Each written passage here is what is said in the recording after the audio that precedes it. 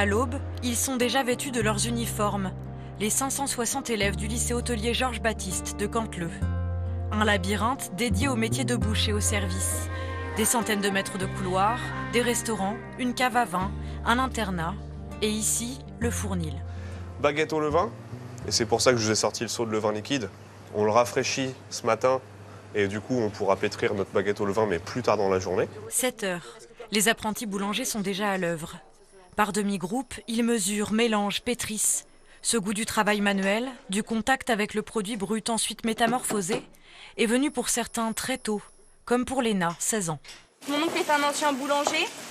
Ma tante c'est une ancienne pâtissière, donc quand j'étais petite, j'étais dans la boulangerie où mon oncle y travaillait. Donc déjà ça, et puis après j'aime bien faire des gâteaux chez moi, j'aime bien cuisiner, pâtisser. Léna sait déjà dans quoi elle se lance. Un métier physique mais qui la passionne, même quand les objets se révoltent. Là on fait un pain de campagne, sauf qu'il y a eu un petit problème dans les pesées.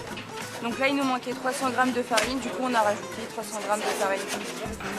Ouais, la balance elle a dû un petit peu bugger ou on va remettre ça sur la balance, ouais. Je me dis que j'ai trouvé le métier que je vais faire pour le reste de ma vie, donc je vois pas pourquoi j'aurais peur ou de crainte, quoi. Dans cette classe, comme dans la boulangerie-pâtisserie en général, on dénombre de plus en plus de femmes. Un renouveau lié à l'évolution des conditions de travail. Le matériel permet de retarder la levée de la pâte et de gagner quelques heures de sommeil. Le poids des sacs de farine a été divisé par 4, passant de 100 kg au siècle dernier à 25 aujourd'hui. Et tout ou presque est sur roulette. C'est fini l'époque où il n'y avait que les boulangers garçons qui faisaient de la boulangerie. On a de la chance d'avoir des locaux, du matériel, des matières premières qui sont adaptées pour tout le monde. Et c'est quand même agréable de voir que les femmes s'intéressent aussi également avec une grande passion pour la boulangerie. On prévoit tout pour que l'humain, en règle générale, ne se blesse plus au travail. C'est pas le but. Nous, notre but, c'est de faire du pain et d'aimer ça. 11 heures. Irrésistible, l'odeur du pain chaud à la sortie du four. Alors là, on a pain auvergnat, là, on a des bâtards fondus, et là, on a un tricorne. Le façonnage est correct parce que c'est très régulier. Au niveau de la taille, on est régulier aussi, donc c'est très bien. Mais juste, et plus irrésistible encore, le parfum du chocolat dans la classe de pâtisserie, à quelques mètres de là.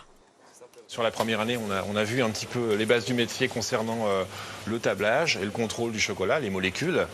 Et puis, comme ils ont un peu plus d'autonomie, en deuxième année, on va donc aborder un petit montage chocolat avec des moulages. Le chocolat permet en fait de s'exprimer au niveau du décor, au niveau de la finition de produits, des copeaux et ainsi de suite.